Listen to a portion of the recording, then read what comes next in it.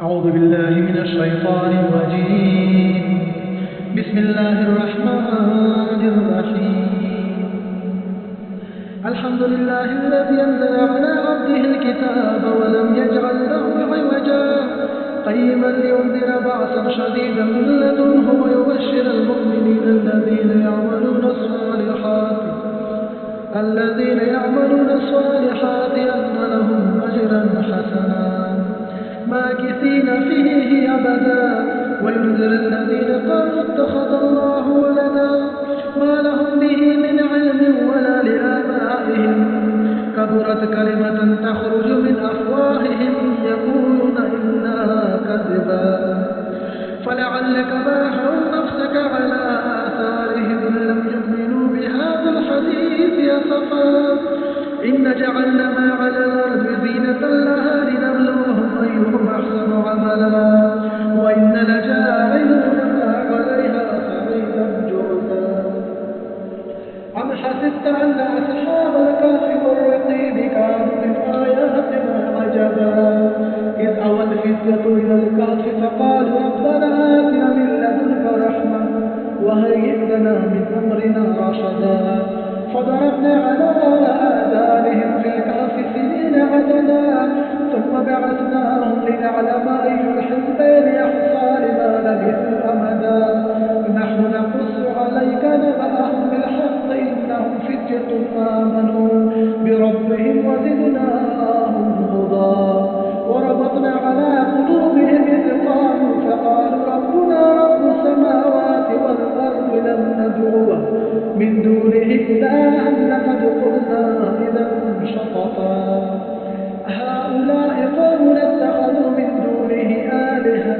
لولا يأتون عليهم بسلطان بين فمن أظلم ممن افترى على الله كذبا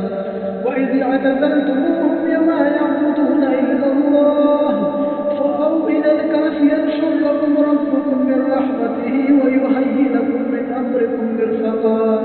وترى الشمس إذا طلعت تزاور عن كهفهم ذات اليمين وإذا غربت تقرضهم ذات الشمال وهم في فجوة منه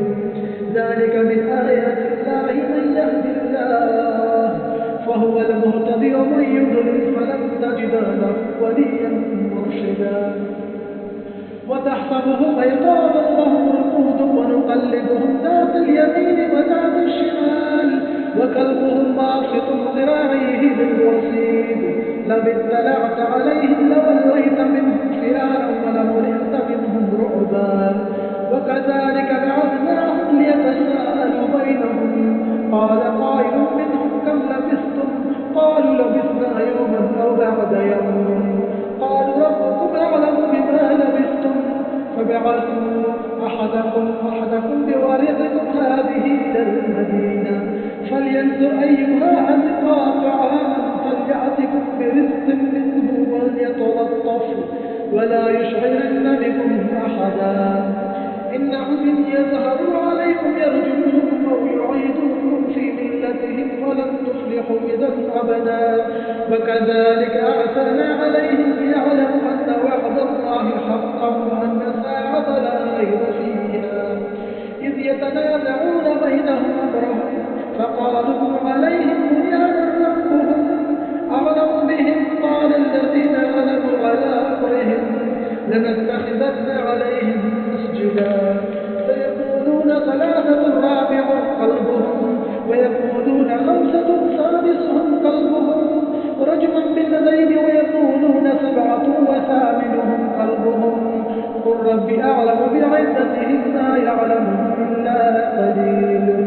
فلا تمار فيهم إلا مراء ظاهرا ولا تستخف فيهم منهم أحدا ولا تقولن لشيء إني فاعل ذلك غدا إلا أن يشاء الله واذكر ربك إذا نسيت وقل عسى أن يهديني ربي لأقرب من هذا رشدا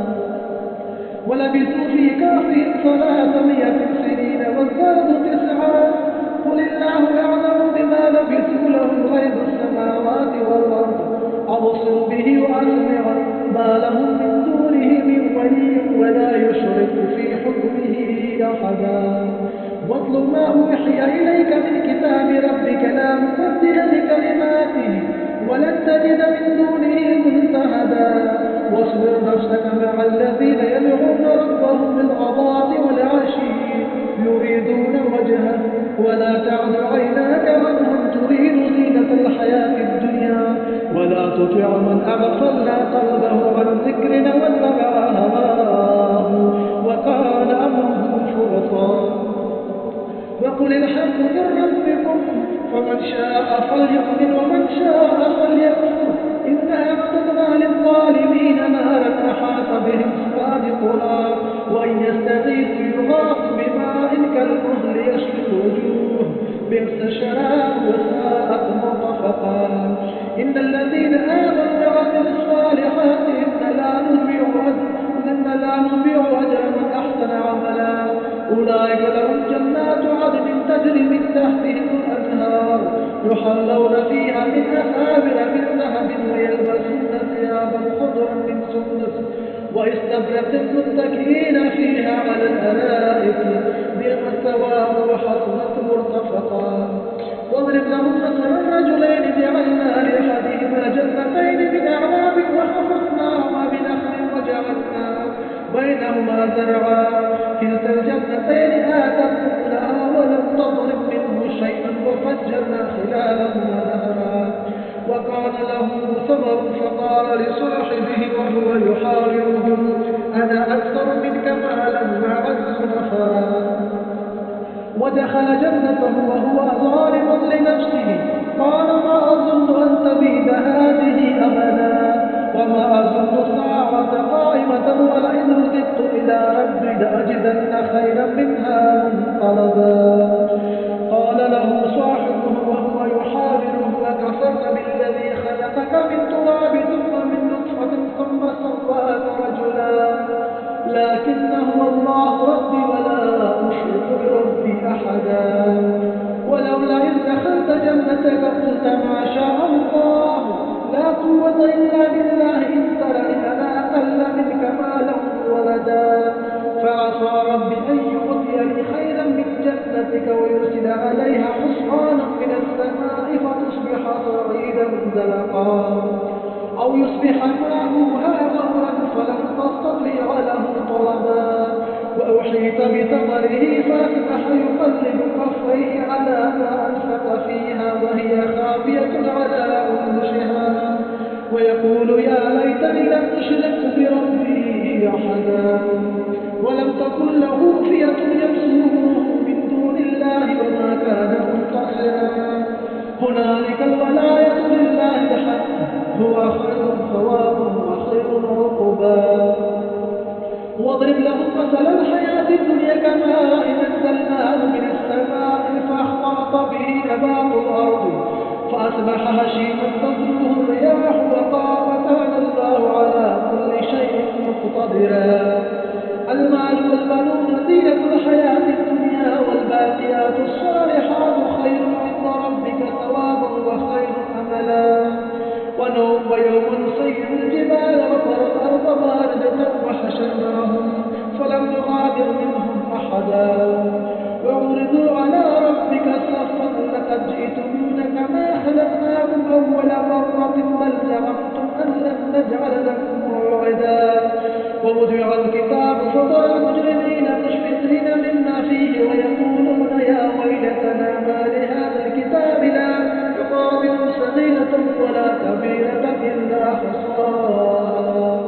ووجدوا ما عملوا حاضرا ولا يظلم ربك أحدا وإذ قلنا للملائكة اسجدوا لآدم فسجدوا إلا إبليس كان من الجن ففسق عن أمر ربه أفتتخذونه وذريته أولياء من دوني وهم لكم عدو بئس للظالمين بدلا ما أشهدتهم خلق السماوات والأرض ولا خلق أنفسهم وما كنت متخذ المضلين عضدا ويوم يقول نادوا شركائي الذين زعمتم فدعوهم فلم يستجيبوا لهم وجعلنا بينهم موبقا ورأى المجرمون النار فظنوا أنهم مواقعها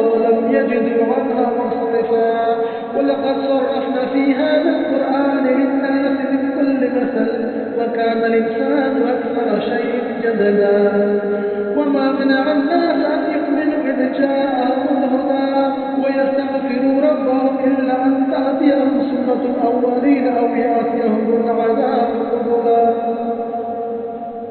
وما نرسل المرسلين إلا مبشرين ومنذرين ويجادل الذين كفروا بالباطل ليدحضوا به الحق واتخذوا آياتي وما أنذروا هزوا